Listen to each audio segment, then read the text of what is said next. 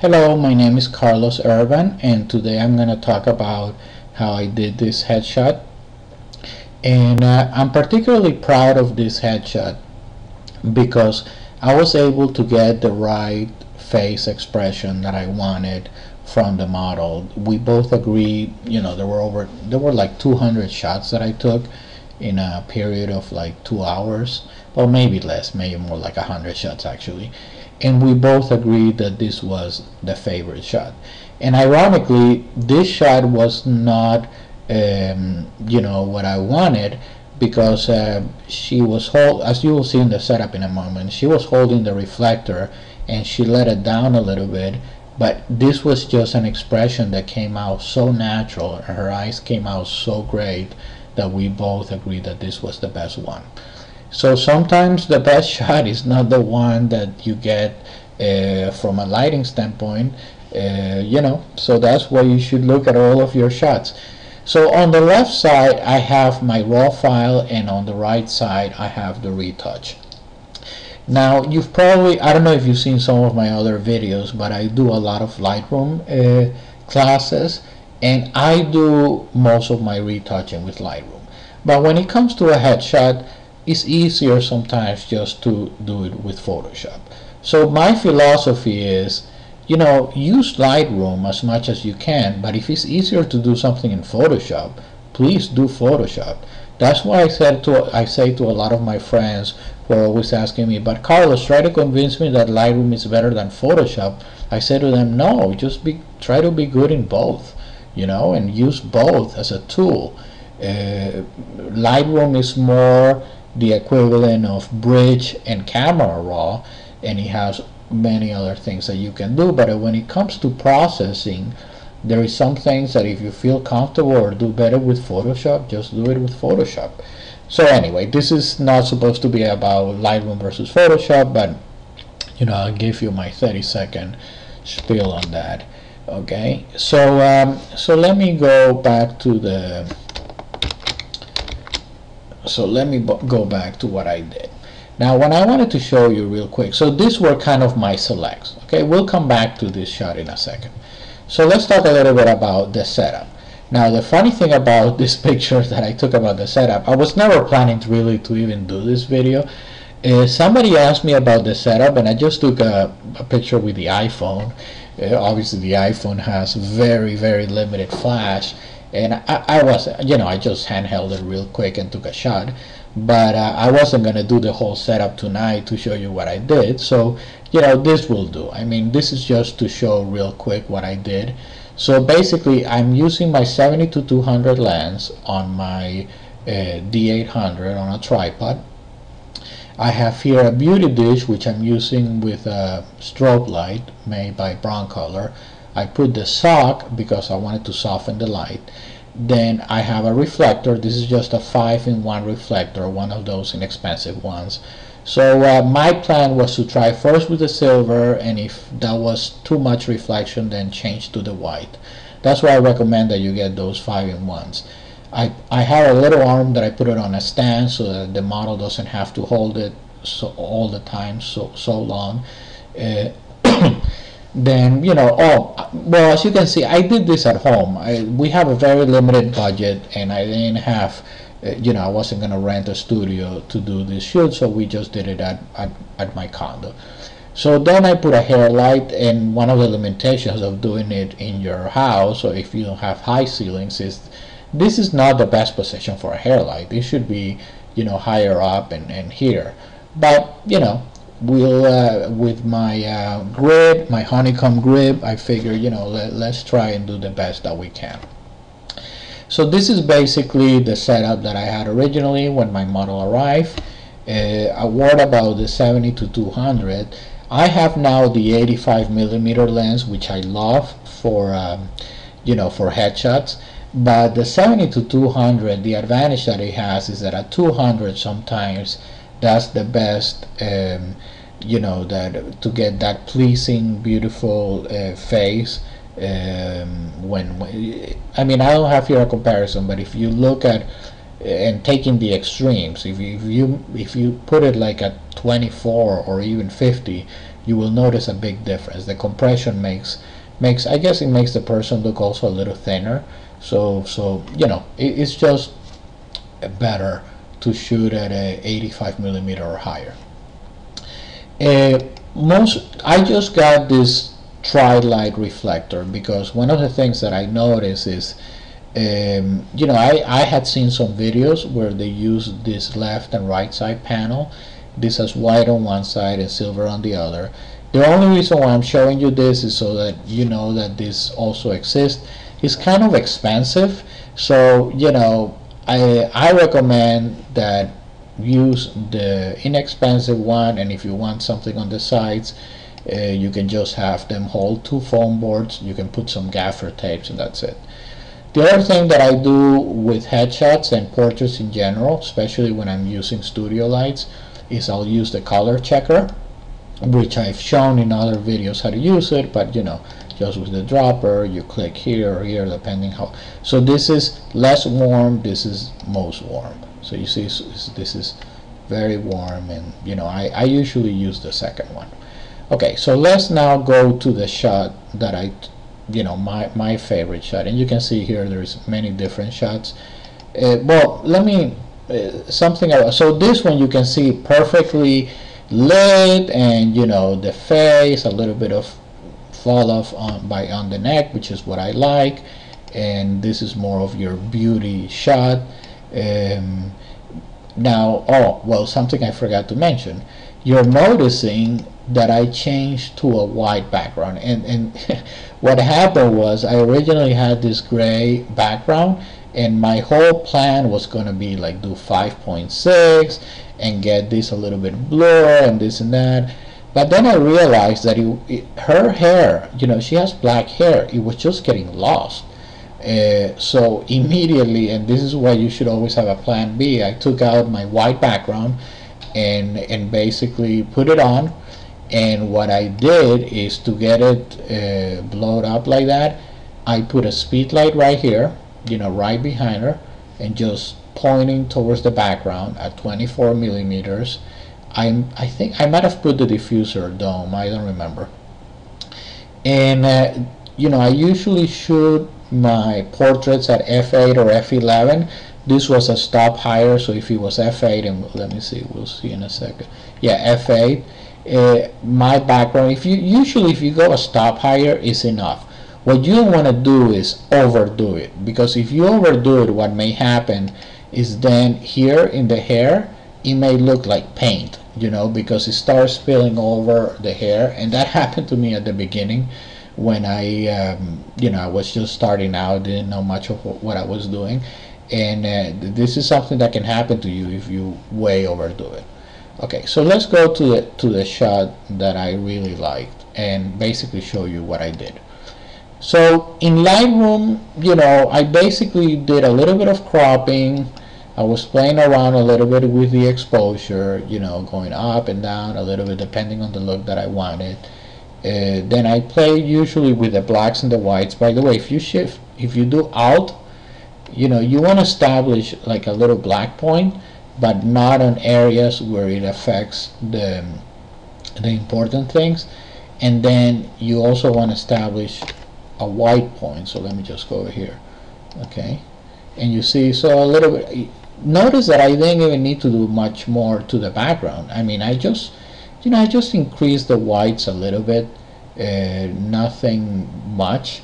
This is just to get again, all I'm trying to do is get a little bit of contrast. I increased the vibrance a little bit. I usually don't do that, but she's very white, so I wanted to get a little bit of you know, more warmth. And for warmth, by the way, usually you use the white balance. I don't know, I just played around with the vibrance. I usually do not touch the vibrance on you know, when I'm doing headshots. So let me show you what I did in Photoshop. And oh, I have all my layers on, so let me turn them off so I can take you step by step on what I did. And you know, before I take you through the steps that I took in Photoshop, I'm not an advanced Photoshop user. I really started with Lightroom, and I do consider myself relatively advanced in Lightroom, but not in Photoshop. You know, I basically bought the Kelby book. Let me see, it's called Professional Portraits Retouch. I had seen, you know, Scott Kelby in one of those presentations with like 300 people, and I just bought the book. I mean, I think it's very didactic. I highly recommend it. And I didn't go through the whole book because he has many different techniques. I just used the ones that were relatively easy for me to do. And then I basically have like a cheat sheet. And he has there like a 5-minute retouch, 30-minute retouch, and so on. And I have the Nick plugins. I also have the On one.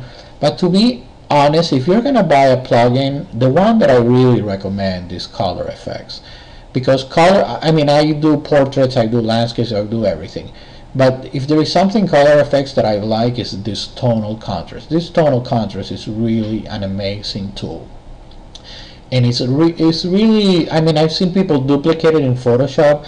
It takes seconds to do it with Color Effects, and even for experts it takes a lot longer to do it in Photoshop. You know, it would take me, you know, what I can do in seconds, it would probably take me 10-15 minutes or more. So just because of the tonal contrast, that alone, I highly recommend it. The other thing that is really cool is that it has these graduated filters. I mean, I'm not going to go through all of these, and it has a dynamic skin softener that I really like because it's very, very soft.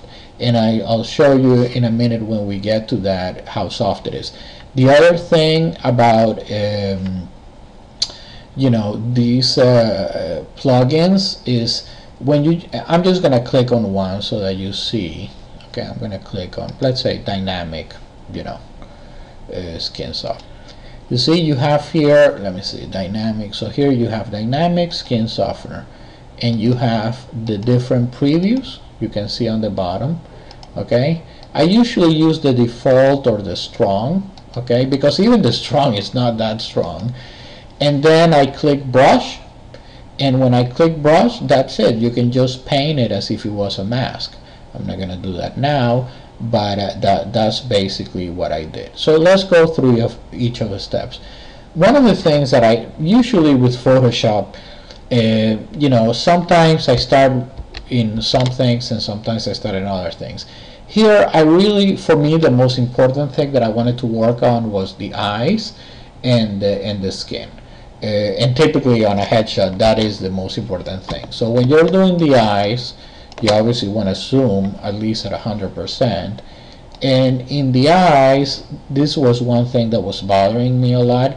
So with the spot healing tool, I just removed that. Okay, and then the next thing is whitening the eyes. It seems like I did a lot, but I really didn't. I mean, if you notice, you know, they were a little bit gray, and now it looks more like the way it should be. You know, for some people's taste, you may say, well, it's a little too white for my taste. This is subjective. You just want it to look natural. Some people like it a little whiter, some people like it less white. Okay, so that's basically what I did, and what I use for that is I put it on screen and usually lower the opacity anywhere between 30 and 50%. Okay, so here obviously I could have just lowered the opacity if you think it's too white. Then the next thing that I did, okay, and this is usually the part that takes me the longest, but it's very important that you do, is the spot healing, you know, tool to remove all the different things. Some people use the cloning. I like to use the spot healing tool. That's the way I learned, and I got used to that. But I do like to sample. So then the next thing, even though I usually I go eyes first and skin second, but I had already jumped to the skin, and then I realized that the eyes still needed a little bit more contrast. So I went to my tonal contrast tool, and you can see basically I used it to get a little bit more contrast and detail here in the eyelashes, the iris, and in the, you know, the lips, the lips. Oh, actually, I did do the dynamic softening afterwards. I haven't done the dynamic softening. Okay, so then I did the dynamic softening. You see how subtle it is? It's very subtle. As a matter of fact, I think later I used it again because it didn't do that much. So okay, so basically dynamic softening. Okay, so I'm pretty much done with the eyes and the skin. What else did I do? Okay, then so then after the skin, see, you see when you do this, the skin softening, you see, well, there's still some things that need to be removed. So you know, and this I'm pretty sure I did this one with a cloning tool. You know, just remove a little bit from here, a little bit from there. Okay. What else? Okay, so this I already did. Okay, then what I did is dodging and burning, nothing special. Some people like to use the dodging and burning here. I usually use the curves and just a little darker and a little wider. Wherever it's darker, I make darker. Where it's lighter, I just make lighter. Okay, then, oh, here I remove this, and for that I use the patch tool. Okay, and again, sometimes I use the patch tool, the clone tool. I just, you know, try one, and if it doesn't work, I try with another one. So I don't have like a, you know, strict rule. And like I said, everybody has their own way of doing things. Okay, what else did I do? I don't notice anything there, so I'm not sure. Oh, okay. Then it seemed like it was getting a little bit too contrasty or too white. So, you know, I kind of made it a little lighter again, just increasing the curves a little bit. You see, then I use the dynamic skin softener again, because I think there was still too much, and I didn't want to have to go again into removing each one of these, so I used the dynamic softener again. Then for sharpening, and usually for sharpening, you know, I go to the channels and do the, you know, the red, so that it sharpens everything except the skin. Okay, but in this particular case I did go to a smart filter, and what the smart filter allows you to do is just to do selective sharpening. And basically what I did is I sharpened, you know, the eyes and a little bit of the eyelashes. And, oh, you know what, here you didn't notice it, but with the tonal contrast I also did a little bit more in the hair and in the clothes. So that's one of the cool things. Now there was still something that was bothering this right here, and one of the eyes seems a little bigger than the other. Now I know that this is very subtle, but you know, with the liquify I moved this, and then with the transform and just changing it like by 2 or 3%, then I did this, and you know, a little mask here just to paint it. So that's it. That's my retouch. And you know, so in 16 minutes, actually 18 minutes, I took you from the shot that I did, the settings, and then the retouch. And I hope this was useful. Again, this is a very basic approach. It's not super advanced. One more thing I'll say about the setup, because some of you may be thinking, well, Carlos, what about if I don't have all that stuff? You know, that's probably what you're asking yourself. Well, let me give you some other alternatives. This you should get. The 5-in-1 reflect is like $40. Get it. Okay, you're gonna use it tremendously. It has everything you need: the silver, the gold, the white, the black, the diffuser, you know, that you can also use as a scrim. So get that. I really think that's even more important than getting lights, because you can reflect even from the sun. Now if you have speed lights, you have several options. You can put a speed light on a stand. By the way, you don't need a mini boom and a C stand. Just put it on a regular stand, okay, with the speed lights. And you have two options. You can get, there is some smaller beauty dishes that you can get for speed lights. I've never used one on a speed light, so I don't know how it works on a headshot. But what I have used for a headshot when I didn't have strobes and I had speed light, is I would use a softbox, a small softbox. And you see in some of my videos that I highly recommend the Westcott. It's the Westcott Apollo, so you can just put it at an angle and do exactly the same thing. And then, you know, you don't need you know, nothing fancy for the hair light. You can just put a speed light, which, by the way, the speed light is easier. Maybe I should have used a speed light here, because I could have just put it here, you know, where it should have been, with a clamp, or you know, just, yeah, with a clamp. And then you can put a snoot, which by the way, there is like these flash benders, I've shown it in another video, but you can just even make your own so it looks like a cone or a cube, and that way the light hits only the hair and it doesn't spill all over. And then, like I said before, if you need to blow out the background, you can also do that with a speedlight. Just point it back, and that's it. So nothing fancy. You can use one speed light, two speed lights. Actually, with one speed light, it would be difficult to get separation from the background, but you could do that with reflectors too. But I'm assuming, at least have two speed lights or two lights, in this case two speed lights, and you should be fine. Well, thanks again. I hope you like this video and check out some of my other videos in the same channel, and it would be an honor if you subscribe to my videos.